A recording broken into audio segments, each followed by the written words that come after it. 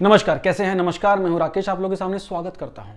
जैसा कि आपसे वादा किया था कि केवीएस के अतरंगी रंग दिखाऊंगा आपको मैं, अलग अलग स्टूडेंट्स के इंटरेक्शन बताऊंगा, एक्सपीरियंसेस बताऊंगा लाइफ के। इसी चरण में आपको नया एक वीडियो डिस्कशन वीडियो क्या, एक अपना लाइफ एक्सपीरियंस वीडियो है। रितिका, जो कि इस समय आईआईटी मुंबई केवीएस में कार्यरत है, उनकी केवीएस की जर्नी कैसी रही, कैसे वो यहाँ तक पहुँची। और एक बताओ तो बहुमुखी प्रतिभा की धनी है रितिका। बहुत कुछ है इनके विषय में बताने के लिए, बहुत शानदार एंकरिंग कर सकती है। इवन स्पॉटिफाई पे समय समय पे पॉडकास्ट पे किए उन्होंने। एक हाईली टैलेंटेड लड़की, जहाँ की लगता है कि शायद अभी उन्होंने बहुत कम अंडर अचीव किया हुआ, बहुत कुछ अचीव कर सकती हैं। ऐसी अजाई लड़की से मिलिए और एंड तक जरूर देखिएगा। थोड़ी सी वीडियो लंबी होगी लेकिन मज़ा जरूर आएगा, ठीक है? कंप्लीटली देखिए इसको। चलिए शुरू। Hi everyone, my name is Ritika and currently I am posted in केंद्रीय विद्यालय IIT बॉम्बे। मेरा सिलेक्शन हुआ था 2019 में एंड इस सिलेक्शन में राकेश सर का काफ़ी बड़ा हाथ है। एनीवेज, ये वीडियो कम्प्लीटली डेडिकेटेड है इंटरव्यू प्रिपरेशन के लिए, because we all know that अभी केंद्रीय विद्यालय के जो रिक्रूटमेंट एग्जाम है वो ओवर हुए हैं and we are now proceeding towards the interview. So in this video we will discuss that how you can prepare for the interview. Okay, so ये जो भी आप सुनेंगे ये completely based है मेरे experience पे, ये completely based है मेरे colleagues के experience पे। ये वीडियो शूट करने से पहले I had a talk with them, मैंने उनसे उनके experience भी लिए कि what are their points which they feel is important, जो मैं आप लोगों से डिस्कस करूँ। वेल, मेरे जो एक्सपीरियंस है, इंटरव्यू की प्रेपरेशन एज सच कोई भी नहीं होती है। आपने काफ़ी ठीक सुना, because we all are teachers. जब हम इंटरव्यू के लिए जा रहे हैं केवी का एग्जाम क्लियर करके, so we are going over there for a tag कि भारत सरकार और केंद्रीय विद्यालय हम पे टैग लगाएं कि हम एक टीचर हैं। बट उस टैग के बिना भी हम एक टीचर हैं। दैट्स वाई हम लोगों ने सबने डीएलएड करी है एंड हम यहाँ तक पहुँचे हैं। मतलब there is already a teacher inside us. ये चीज़ आपको अपने अंदर बिठा लेनी है। इसका बहुत फायदा होगा आपको, लेटर ऑन वीडियो में पता चलेगा मैंने क्यों ये चीज़ करी थी। We all are already a teacher, okay. And एक महीने में आप अपनी पर्सनालिटी को कम्प्लीटली टर्न ओवर नहीं दे सकते कि आपकी पर्सनालिटी बदल गई। आपके अंदर कुछ बेसिक ट्रेड्स हैं, आपके बात करने का तरीका कुछ फिक्स है, आपका बॉडी लैंग्वेज कुछ फिक्स है, आपका पढ़ाने का तरीका भी फिक्स है, जिसको आप टोटली नहीं चेंज कर सकते, बट श्योरली आप ब्रश अप कर सकते हो अपने स्किल्स को थोड़े टाइम में, ठीक है। तो हम स्टार्ट करते हैं इंटरव्यू रूम में एंटर करने से लेके। तो सबसे पहले when you enter the interview room, आपके अंदर एक नर्वसनेस ज़रूर होती है, क्योंकि हम सब ये सिचुएशन लाइफ में पहली बार फेस कर रहे होते हैं, कोई दूसरी बार फेस कर रहा है, बट स्टिल ये एक साइकोलॉजी है। जब हमको पता होता है कि somebody is looking at us और वो हमको जज करेगा, तो एक काइंड ऑफ नर्वसनेस होना, you know, it's very common, मेरे अंदर भी थी। बट यहाँ पे हम एक चीज़ कर सकते हैं कि हम नर्वस है, ये चीज़ सिर्फ हमें पता होना चाहिए। सामने वाले तक वो मैसेज बिल्कुल नहीं जाना चाहिए कि यार मैं नर्वस हूँ या there is a kind of butterfly going on inside my stomach जब मैं एंटर कर रही हूँ या कर रहा हूँ। तो उनको लगना चाहिए कि बंदे में बहुत दम है और बहुत स्ट्रॉन्ग पर्सनैलिटी है और उसको बिल्कुल डर नहीं लग रहा है। मतलब हमको ऐसा प्रिटेंड करना है। अब इसको प्रिटेंड कैसे करें कि जाते हंसते हुए जाएं और बहुत कॉन्फिडेंस से जाएं? नहीं, जैसे हो बिल्कुल वैसे जाना है। You just have to go. आपको उनको ग्रीट करना है, ठीक है। आपको उनसे पूछना है कि can I enter the room. May का इस्तेमाल करें, कैन का ना करें। मे थोड़ा ज़्यादा फॉर्मल वर्ड है। May I enter the room, okay. May I come in sir और may I come in ma'am. लोगों को कन्फ्यूजन होता है कि वहाँ पे 4 लोग हैं, सर बोलूँ, मैम बोलूँ, क्या बोलूँ। सर का इस्तेमाल करना वहाँ पे, clear. May I come in sir, okay. वो आपको अंदर बुलाएंगे, आप उनसे पूछ के बैठिए, मे आई सिट सर, तो वो अपने आप ही बोल देंगे। हालांकि कुछ लोग अपने आप ही बोल देते हैं कि प्लीज़ बैठ जाइए। अगर वो नहीं बोलते, जैसे मुझसे उन्होंने नहीं बोला था, तो मैं खड़ी रही थी 3 मिनट्स तक और उन्होंने डायरेक्ट पेपर देख के बोला था कि okay Ritika, you are from Delhi right. जब उन्होंने मुझसे ये पूछा तब मैंने बोला कि सर कैन आई सिट, तब उन्होंने मुझे बोला yes yes sure please sit. तो वहाँ पे वो सब कुछ उन्होंने जान के किया था। दे वॉन्टेड टू सी कि ये पूछ के बैठेगी या कैसे बैठेगी, तो मेक श्योर आप पूछ के बैठे। देन इम्पॉर्टेंट चीज़ आती है हमारी dressing sense, because dressing sense is also part of our personality कि हम कैसे दिख रहे हैं, अब यहाँ पे गर्ल्स के लिए अलग इंस्ट्रक्शंस होती है, बोला जाता है कि आप जो है साड़ी डाल के आइए, बट मेरा मानना ये है कि if you are not confident enough in sari, अगर आपको साड़ी पहन के कॉन्फिडेंस ही नहीं फील हो रहा है और आपको ऐसे लग रहा है कि मैंने क्या ड्रेप कर लिया है, मैं कैसे पढ़ाऊंगी, और सारा टाइम ध्यान उस साड़ी में ही है, तो वो साड़ी हमारे लिए प्लस पॉइंट नहीं है बिल्कुल भी।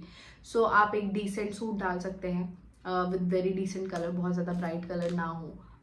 तो ऐसा कुछ पहनिए जिससे आपको कॉन्फिडेंस फील हो। मतलब सारा गेम ही वहाँ पे कॉन्फिडेंस का है कि आपको लगे कि what ever I am wearing I am confident in and I am looking little presentable, और टीचर के जैसा थोड़ा सा लुक मेरे पास, टीचर के जैसा लुक जो है वो मेरे पास आना चाहिए, राइट। अब बॉयज़ के लिए, अब बॉयज़ जो है वो इनफॉर्मल बिल्कुल भी ना पहने। ये मेरे स्कूल में मैंने काफ़ी देखा है। जब हमारे स्कूल में कुछ इवेंट होता है तो जितने भी मेल कॉलीग्स हैं अगर वो इनफॉर्मल डाल आते हैं, टी शर्ट्स डाल आते हैं, टग इन नहीं करके आते, तो प्रिंसिपल सर बड़े प्यार से उनको बोलते हैं ये क्या पहन लिया यार, तुम तो टीचर ही नहीं लग रहे। तो मतलब टीचर हम कैसे लगते हैं as per the Indian standard norms. हमें पहनना चाहिए formal pants and formal shirts, मतलब वाइट कलर की शर्ट और लाइट कलर्स होते हैं, कुछ लेमन कलर होते हैं, लिटिल पिंक, लाइट लेमन, इस तरीके का बॉयज़ बिल्कुल डाल सकते हैं। टग इन करके जाओ बिल्कुल अच्छे से, बॉयज़ लुक वेरी हैंडसम इन फॉर्मल्स, तो वो आप पहनिए, वो पहन के आप टीचर लगेंगे। हमें टीचर जैसा लगना है उस दिन, है ना। जस्ट इमेजिन मैं ऐसे जाके अगर इंटरव्यूअर के सामने बैठी होती तो वो कहता है बच्ची आ गई है ये, तो इसीलिए सूट पहनना और वो पहनना बड़ा इंपॉर्टेंट है, फॉर्मल्स, ठीक है। अब ड्रेसिंग कोड क्लियर हो गया। अब उसके बाद आती है लैंग्वेज, कि भाई लैंग्वेज कौन सी बोले हो। बहुत हाइप है मार्केट में कि इंग्लिश ही पूछेंगे, वो इंग्लिश ही पूछेंगे। अब हमारे बहुत सारे भाई बहन ऐसे हैं जो हरियाणा बेल्ट से हैं, some of them are from UP belt, और दिल्ली आइट्स की भी बहुत बेहतरीन इंग्लिश नहीं होती है। तो हमें हमारे ऊपर ना एक प्रेशर होता है, परफॉर्मेंस प्रेशर उस दिन, कि मुझे इंग्लिश ही बोलनी है, I have to speak English, और मैं इंग्लिश बोलूँगा तो मुझे ज़्यादा मार्क्स मिलेंगे। ऐसा कहीं नहीं होता यार। इमेजिन करो मेरे को कोई अभी हरियाणवी बोलने के लिए बोले, मैं हिंदी से जस्ट हरियाणवी में शिफ्ट कर जाती हूँ और आप लोग को सुन के ही हंसी आ जाएगी, एंड यूल फील यार ये नहीं, मज़ा नहीं आ रहा, कनेक्शन फील नहीं हो रहा, और मेरा कॉन्फिडेंस भी बहुत ज़्यादा लो हो जाएगा। सेम होता है आप लोग के साथ इन केस ऑफ इंग्लिश, जिनको इंग्लिश में कंफर्टेबल फील नहीं होता। अब ऐसी लैंग्वेज का क्यों इस्तेमाल करना जिसमें बोलने में मेरे को आ ऊ करना पड़ रहा है और मेरे को लग रहा है कि मैं आंसर परफेक्टली नहीं दे पा रही हूँ। मतलब मेरे ऊपर एक ज़बरदस्ती का परफॉर्मेंस प्रेशर रहेगा कि मुझे अच्छे से बोलना है, जबकि मैं हिंदी में बोलूँगी तो कोई परफॉर्मेंस प्रेशर नहीं है, पता है मेरी हिंदी तो अच्छी है, मैं अच्छे से बोलूँगी। तो it's better to use Hindi. Hindi वालों का भी बहुत सिलेक्शन हुआ है। मेरा दोस्त है, I have a best friend, he is PGT Hindi, PGT mathematics, उसका सिलेक्शन है वो पूरा हिंदी में देकर आया था। उससे पूछा गया था सर केवी तो इंग्लिश पढ़ाता है, इंग्लिश में बच्चे आएंगे, आपको पता है वो तो बाहर के भी बच्चे मिल सकते हैं आपको, मतलब like from north Indian belt, जिनको हिंदी नहीं आती, आप क्या करोगे। ही वॉज लाइक कि सर मैं तब सीख लूँगा, आई विल, मैथ्स में ऐसी कोई बहुत ज़्यादा इंग्लिश की ज़रूरत नहीं पड़ती, टर्मिनोलॉजीज होती है वो मुझे आती है, but I feel more confident in Hindi, and Hindi पढ़ाऊँगा तो मेरा टीचिंग स्टाइल आप देखना मच बेटर होगा if I teach in English. तो ये बहुत ही बैलेंस्ड आंसर उसने दिया, और यही आप प्रैक्टिस कर सकते हैं। अगर वो आपको लैंग्वेज की चॉइस नहीं दे रहे हैं, मतलब उनकी कोई एज सच डिमांड नहीं है कि आप हिंदी में बोलिए या इंग्लिश में बोलिए, तो मेरा एक क्लियर सजेशन है आपसे कि जिस लैंग्वेज में आपको कंफर्टेबल फील होता है प्लीज़ आप वो इस्तेमाल कीजिए। वो लोग जिनको इंग्लिश में ज़्यादा कॉन्फिडेंस फील होता है वो इंग्लिश का इस्तेमाल कीजिए, वो लोग जिनको हिंदी में ज़्यादा कॉन्फिडेंस फील होता है आप वो बोलिए। क्योंकि जब आप अपनी नेटिव लैंग्वेज में बोलोगे, जिसमें आपको बोलना अच्छा लगता है, जिसमें आपकी एक्सपर्टीज़ है, तो आपके ऊपर एक परफॉर्मेंस प्रेशर नहीं होगा, और जो आप लेसन डिलीवर करोगे वो A1 होगा, ठीक है। अब कुछ लोग ऐसे हैं जिनको हिंदी नहीं आती है, मतलब वो हिंदी बोलते तो हैं पर वो बहुत ज़्यादा स्लैंग का इस्तेमाल करते हैं, मतलब टपोरी भाषा लगती है वो एकदम। वो वाली हिंदी आपको नहीं इस्तेमाल करनी है, बैलेंस्ड हिंदी इस्तेमाल करनी है। मतलब ऐसे लगे कि पढ़ा लिखा एक तमीज़दार वर्ग का व्यक्ति है जो मेरे सामने बैठा है, और इस तरीके की हिंदी आपको यूज़ करनी है। स्लैंग्स से प्लीज़ बचे, इंग्लिश वाले भी बचे स्लैंग से, और हिंदी वाले भी बचे, ठीक है। तो ये नोशन बिल्कुल पूरी तरीके से रॉन्ग है। If you are watching me, if you are just watching this video, you can trust me blindly on this, कि ऐसा बिल्कुल नहीं है कि अगर आप हिंदी में इंटरव्यू देख के आ रहे हो और आपको नंबर ना मिले, ऐसा हो ही नहीं सकता। मिलते हैं, बट आप कैसे बोल रहे हो, कितने कॉन्फिडेंस के साथ बोल रहे हो, उससे आपको नंबर मिलता है। और सही बोल रहे हो, मतलब आप वहां जाके ऐसे हिंदी शब्दों का इस्तेमाल नहीं चल रहे हो जो अपने देसी वाले होते हैं ना, मतलब समझ रहे हो, देसी वाले से ऐसे वो वाले शब्द इस्तेमाल नहीं कर रहे। वहां पे हम पकड़े जाएंगे, वो बोलेंगे इसका कमांड अच्छा नहीं है लैंग्वेज पे, वो नहीं बोल सकते, ठीक है। तहजीब लगे जिससे, वो वाला बोलना है हमें। और बहुत ज़्यादा अगर कोई इंटरव्यूअर फॉर एग्जांपल ऐसा मिल गया जिसने बोला नहीं नहीं इंग्लिश ही पढ़ाओ, जैसा मेरे दोस्त के केस में हुआ था, इंग्लिश में सुनना है मुझे, इंग्लिश में पढ़ाओ, तो आप सिंपली बोल देना कि I am not feeling comfortable in this language and my expertise is this and I feel more confidence in this language and I feel that मैं ज़्यादा जस्टिस कर पाऊंगी अपने लेसन के साथ हिंदी में। अगर मैं इंग्लिश में पढ़ाऊंगी तो मैं उतना जस्टिस नहीं कर पाऊंगी एंड आपको भी ज़्यादा अच्छा नहीं लगेगा, तो वो आपको अलाउ कर देंगे। अब ऐसा बिल्कुल नहीं हो सकता, जितना मैंने इंटरव्यूअर्स के बारे में सुना है, अपने प्रिंसिपल सर से बात करिए, वो ऐसे अड़ते नहीं है कि नहीं नहीं तू मेरे को इंग्लिश ही बता मैं तभी नंबर दूंगा, ऐसा कोई नहीं मिलता, नेवर। एक बार हो सकता है कि उनकी एक्सपेक्टेशन हो, एक बार बोल सकते हैं वो आपसे, अगर आपको लग रहा है नहीं होगा तो आप ये वाला रिप्लाई दे, मस्त फर्स्ट क्लास चलेगा अपना। सेकेंड आता है हमारा परफॉर्मा। हमारे पास ना एक शीट होती है जो हम फिल करके उनको देते हैं, वो ना क्वेश्चन लर्न करके नहीं बैठते हैं, ठीक है। एक नोशन आप अपना क्लियर कर लीजिए कि इंटरव्यूअर दिन में वो 15-20 इंटरव्यू लेते हैं, एक पैनल वाले अलग अलग पैनल बनाए जाते हैं, तो एक पैनल 15 या 20 कैंडिडेट्स को कंसिडर करता है एक दिन के अंदर, तो वो कितने क्वेश्चन लर्न करेगा। तो उसके लिए जो भगवत गीता होती है वो होती है हमारी परफॉर्मेंस शीट, मतलब जो परफॉर्मा हम लोग देते हैं, जहाँ पे हम लोग अपनी डेट ऑफ बर्थ, अपना नेटिव प्लेस, हमने कहाँ से डाइट करी है, किस ईयर में करी है, कौन से सब्जेक्ट्स में करी है, बीएससी करी है, बीए करी है, बीटेक करी है, क्या करा है हमने, वो सब कुछ हमारी पूरा एक मिरर है कि अब तक हमारी हिस्ट्री क्या है। अब जब वो आपकी हिस्ट्री देखते हैं, क्योंकि वो तो जानते नहीं है who you are, they know you via that paper, तो वो उसमें से क्वेश्चन पूछना शुरू करते हैं। तो उसकी थॉरर स्टडी करके जाइए कि आपके इंस्टीट्यूट का क्या है, क्योंकि इंटरव्यू ना बड़ी अनप्रेडिक्टेबल सी चीज़ है, वो अपने हिसाब से पूछते हैं।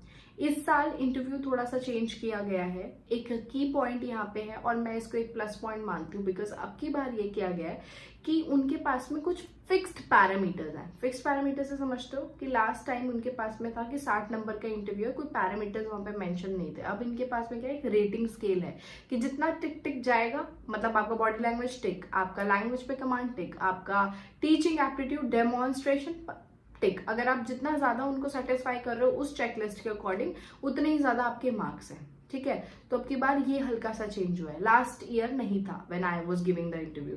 और इंटरव्यू यहाँ पे ना एक गेम चेंजर होता है, क्योंकि अगर आपके कट ऑफ से थोड़े से ज्यादा मार्क्स आए हैं और आपने इंटरव्यू में काफी अच्छा परफॉर्म कर लिया, तो आप एक सेफ जोन में चले जाते हो, the possibility of you getting short listed becomes really very high.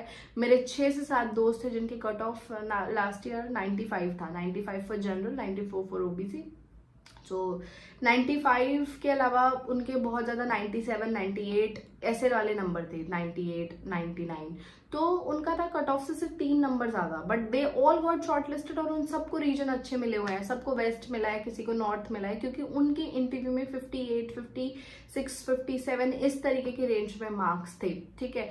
तो they did really well in interview, तो इसीलिए इंटरव्यू आपके सिलेक्शन में मेजर रोल प्ले करता है। और यहीं अगर आपके एक्स बहुत ही ज़्यादा मार्क्स हैं आपके रिटर्न में और आप इंटरव्यू में अच्छा नहीं परफॉर्म कर पाए, तो then this is really very disheartening यार। आप के बहुत कम नंबर अगर आते हैं तो सिलेक्शन नहीं होता है, और ऐसे वाले एग्जाम्पल भी मैं जानती हूँ जिनके 23 नंबर थे, 24 नंबर थे और उनका सिलेक्शन नहीं हो पाया, जबकि उनके रिटर्न में एग्जाम थे 104, 105 इस तरीके के नंबर्स पे वो लोग थे, ठीक है।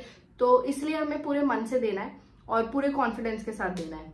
अब बात आती है डेमोन्स्ट्रेशन की। अब हम डेमो पे क्या कर सकते हैं ना, डेमो एक टीचर के लिए उतना ही इम्पोर्टेंट है जैसे एक सिंगर के लिए उसकी आवाज, क्योंकि अगर एक सिंगर है वो गा रहा है तो उसकी आइडेंटिटी क्या है कि वो कितना मीठा गाता है, वैसे ही हमारी आइडेंटिटी है हम कितना अच्छा पढ़ाते हैं। मैं उस समय पे कितनी टायर्ड हूँ डजेंट मैटर, बट जो मुझे वहां पे वो 3 या 4 मिनट का समय मिलेगा ना डेमो देने का, वो मेरे लिए गेम चेंजर है। अब डेमो के लिए 2 बहुत इंपॉर्टेंट चीज होती है। लोगों को ये फॉल्स नोशन होता है कि हम डेमो के लिए तैयारी करके जाते हैं, मतलब 6 से 7 टॉपिक है लर्न करके चले जाएंगे, उनके लिए अच्छे से सॉन्ग लर्न करके जाएंगे, ड्राइंग बनाना सीख के जाएंगे और वो वहां पे पढ़ाएंगे। अगर आपको इस तरीके की अपॉर्चुनिटी मिलती है कि आपको आपका इंटरव्यूअर ये कहता है कि आपको जो आपका मन है आप वो पढ़ा दीजिए, वेल एंड गुड, बट मैं इस सिचुएशन को नेगेटिव कंसिडर करती हूँ। अगर मुझसे ऐसा कहा गया कि आप ये पढ़ा दो, तो मैं जानती हूँ कि इंटरव्यू को बैक ऑफ द माइंड पता है कि ये वाला टॉपिक जो है ये प्रिपेयर्ड है इस टीचर का, वहां पे हमें 15 में से नंबर मिलने की पॉसिबिलिटी होती है 10 से 11। आपने कितना भी अच्छा क्यों ना पढ़ाया हो, 10 से 11।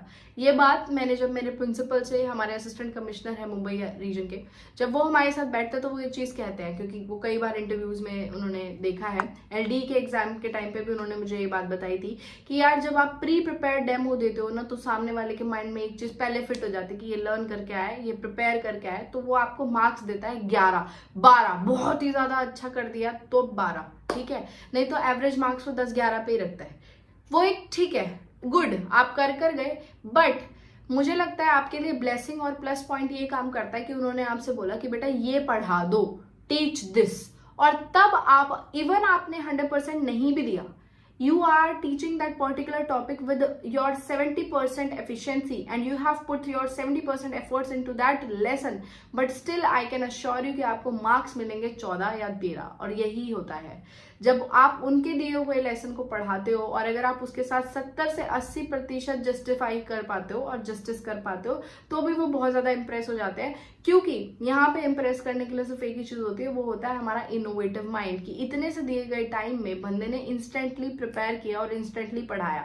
अब ये कोई बहुत बड़ी रॉकेट साइंस नहीं है कि इंस्टेंटली हम कैसे पढ़ाएंगे, क्यों नहीं पढ़ा सकते हमने क्या प्रिपेयर नहीं किया, पेपर नहीं दिया, हमने पेपर दिया है तो हमें सारे टॉपिक्स पता है। ऐसा कौन सा साइंस का टॉपिक है जो हमारी आंखों के नीचे से नहीं निकला जब हमने प्रिपेयर किया? ऐसा कौन सा मैथ्स का टॉपिक है जो हमें नहीं आता हमें सब है, बस हमें सोचना है। अब मैं इस वीडियो के एंड में बता दूंगी कि हर टॉपिक को इनिशिएट करने के की पॉइंट्स क्या क्या होते हैं, for maths, for EVS, for English and for Hindi अलग से है, ठीक है। तो कोशिश करना कि इंटरव्यू आपको टॉपिक दे, प्लीज, ये रिक्वेस्ट है मेरी, क्योंकि इससे आपको मार्क्स मिलेंगे बहुत ज्यादा, बहुत स्ट्रॉन्ग इंप्रेशन देता है। मेरा ही खुद का एग्जाम्पल है, उन्होंने मुझसे बोला रितिका क्या पढ़ाओगे, तो इसका मतलब देवर गिविंग मी द चॉइस कि मैं क्या पढ़ कर आई हूँ तो मैं पढ़ा दूँ। और मैं कोई लेसन ऐसा प्रिपेयर करके नहीं गई थी, मैं सिर्फ 2 पोएम करके गई थी, वो भी इमरजेंसी में, कि पोएम कहाँ से सुनाऊंगी ऑल ऑफ अ सडन, तो वो मैं याद करके गई थी मजबूरी में, फॉर सेफर साइड। बट जब उन्होंने मुझसे ऐसा बोला तो मैंने बहुत ही पोलाइट वे में उनसे बोला कि sir what do you want me to teach, आप क्या चाहते हो मैं पढ़ाऊं, और विद अ वेरी स्माइल। मतलब वो उनको ऐसे एरोगेंट नहीं लगना चाहिए कि अच्छा ज्यादा एटीट्यूड दिखा रही है इसके नंबर काटेंगे, मतलब उनको ऐसे लगना चाहिए कि लड़की जो है she is little polite and she is giving me opportunity to test हर।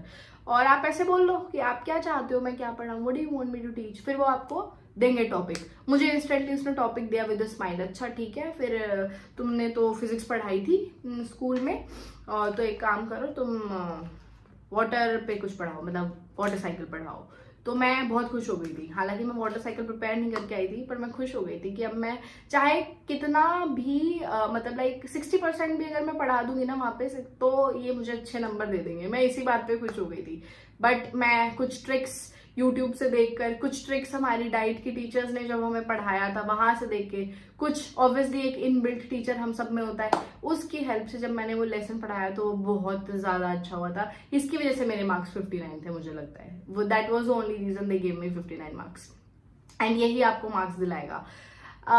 अब इम्पॉर्टेंट टास्क इसके अंदर आता है कि यार ठीक है आपने बोल तो दिया, हम बोल देंगे अब, बट पढ़ाएंगे कैसे? पढ़ाने के लिए let's begin with English. Language जब भी शुरू होती है, लैंग्वेज में काम आते हैं हमारे गाने। फॉर एग्जाम्पल उन्होंने आपको आर्टिकल दे दिया रैंडमली, ठीक है, PRT के लिए अगर कर रहे हैं तो ऐसा कोई बहुत भारी ग्रामर का टॉपिक नहीं देंगे, वो बोलेंगे आप आर्टिकल पढ़ा सकते हो, CVC वर्ड्स पढ़ा सकते हो, कॉन्सोनेंट पढ़ा सकते हो।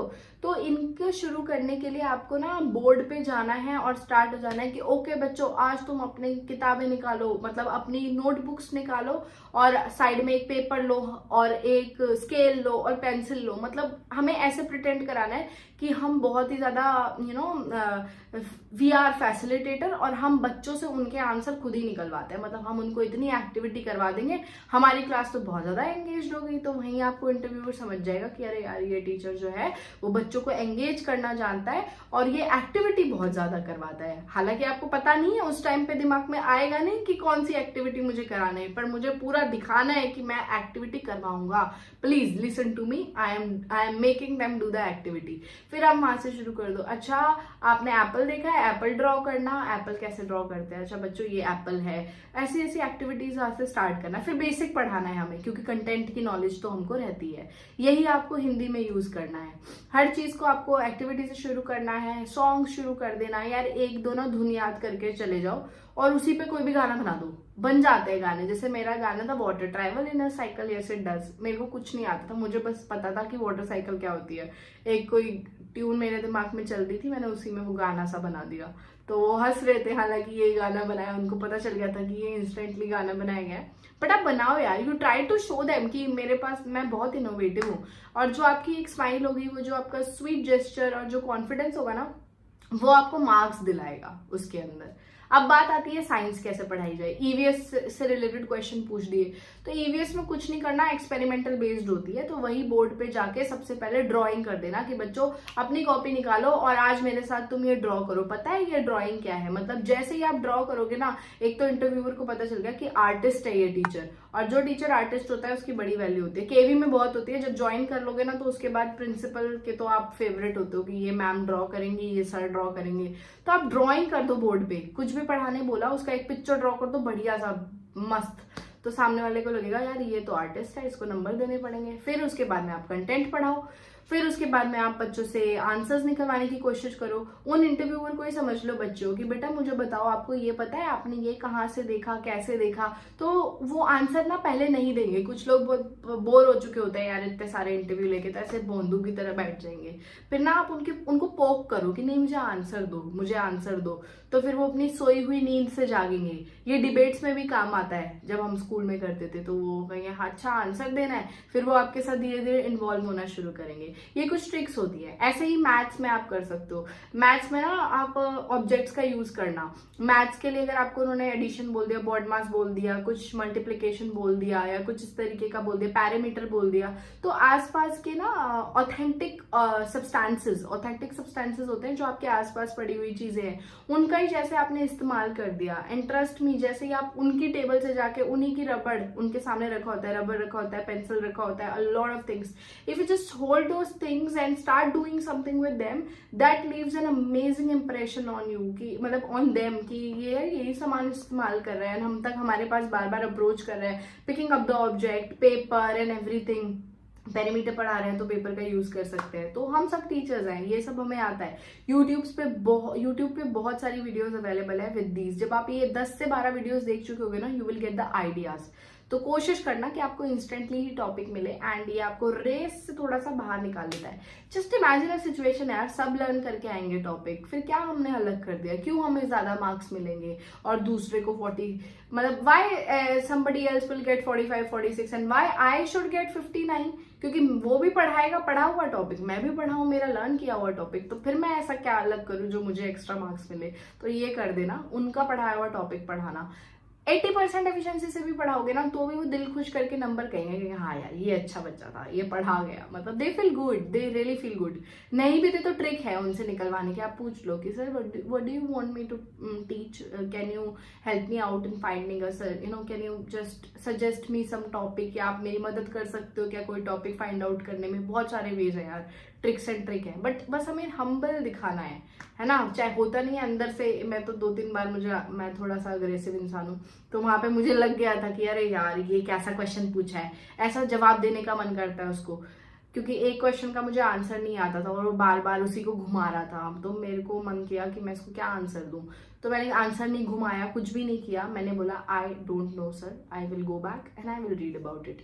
तो I don't know is also an answer. चाहे आईएएस का इंटरव्यू हो, चाहे हमारे वाला हो, चाहे एईईएस का हो, चाहे कोई भी हो यार, सीडीएस इवन आपका जो होता है, उसके अंदर भी इंटरव्यू में मुझे उत्तर नहीं आता भी एक बहुत बेहतरीन उत्तर है किसी भी इंटरव्यू में।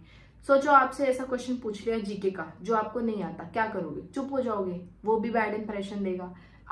करके sir I am not sure, but I feel शायद इसका आंसर ये हो सकता है, ये वाला आंसर देते हैं लोग और ये बहुत रॉन्ग वे है, ऐसे आप आंसर दे ही नहीं सकते। जस्ट से कि sir I don't know about it, I will go back to home, I will surely read about it and enhance it to my knowledge और add it to my knowledge. इतना वो खुश हो जाएगा, ऑनेस्टी के number मिल जाएंगे कि नहीं आता, सब थोड़ी आ सकता है। अगर मैं फिजिक्स में मेरी एक्सपर्टीज है, अगर मेरी एक्सपर्टीज इंग्लिश में है या मेरी किसी में भी है, तो मुझे नहीं आएंगे सारे सवाल। जीके का भी ऐसे वो उलझुल तो नहीं पूछेंगे कि अगर आप मान लो हिस्ट्री वाले और आपसे उन्होंने पूछ लिया बायोलॉजी के क्वेश्चन, पूछेंगे वो आप ही के सब्जेक्ट ओरिएंटेड।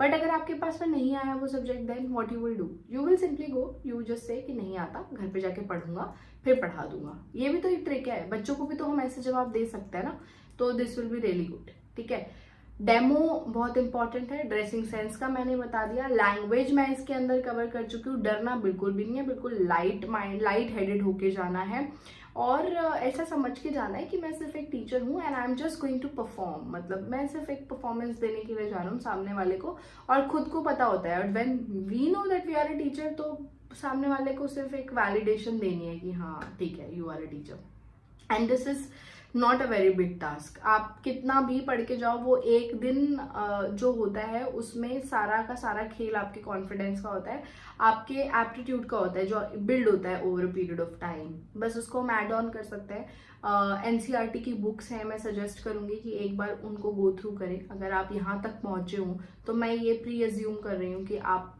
वो बुक्स रीड कर चुके हो, क्योंकि आप सीटेट भी क्लियर करके आए हो और आप केवी का एग्जाम भी क्लियर करके आए हो।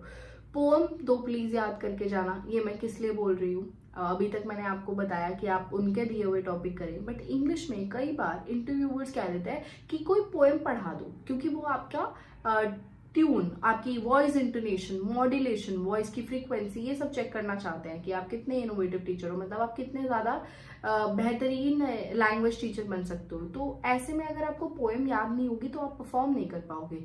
इसीलिए दो इंग्लिश की, दो हिंदी की। इंग्लिश की बुक का नाम है मैरीगोल्ड और हिंदी की बुक का नाम है रिमझिम। तो फोर्थ या फिफ्थ की लेना, 1 2 3 की बिल्कुल मत लेना, बहुत ज़्यादा अच्छी नहीं होती है। तो फोर्थ और फिफ्थ की दो पोएम लर्न करके जाना, और जब आप उनके सामने जैसे ही वो आपको बोले कि आप पोएम पे परफॉर्म करिए, तो वो दो आपको करना पड़ता है। वो मुझे भी करना पड़ा था, ये खुशी से नहीं करना है, but this is our compulsion, because ये हमको इमरजेंसी केस में बचाएगा। अगर ऐसा बोल दिया तो हमारे पास कोई और ऑप्शन नहीं बचेगा एक्सेप्ट सेइंग कि सर मुझे कोई पोएम ही नहीं आती, तो वो बहुत ही गलत इंप्रेशन देगा। ठीक है, so and I don't know is also an answer. ये जीके के सवालों के लिए, क्योंकि बहुत सारे क्वेश्चन ऐसे हैं जो हमें नहीं आ पाएंगे, तो वहां पे हमें सिंपली बता देना है कि हमें नहीं आता। अगर आपने उसको अटर करके चीजों को घुमा घुमा के आंसर देने की कोशिश करी, that will result in deduction of your marks.